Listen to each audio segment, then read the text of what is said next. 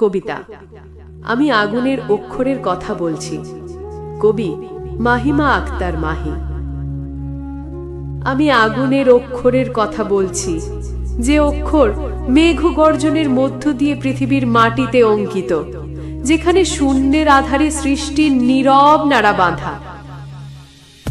আমি বলছি সেই অগ্নিময় চিহ্নের কথা, যা ঝড়ের তাণ্ডবে ভস্মীভূত হলেও অগ্নি পর্যায়ে পুনর্জন্মের দীপ্তি বহন করে। আমি বলছি সেই অগ্নির কথা, যা শীতল নদীর স্বপ্নকে জ্বালিয়ে রেখেছে। অগ্নি যা মানুষের অন্তঃস্থলে ঘুমন্ত উচ্ছ্বাসকে জাগায়। অগ্নি যা ইতিহাসের বুকে অনন্ত স্মৃতিকে শিখায়।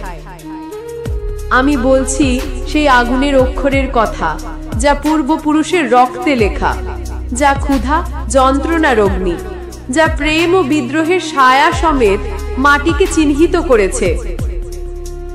আমি আগুনের অক্ষরের কথা বলছি, যা ক্রোধের চিহ্ন নয়, আশা ও পুনর্জন্মের প্রতীক, যা অন্ধকারে পথ প্রদর্শন করে, ধূসর জীবনের নীরবতায় অগ্নি ছড়ায়।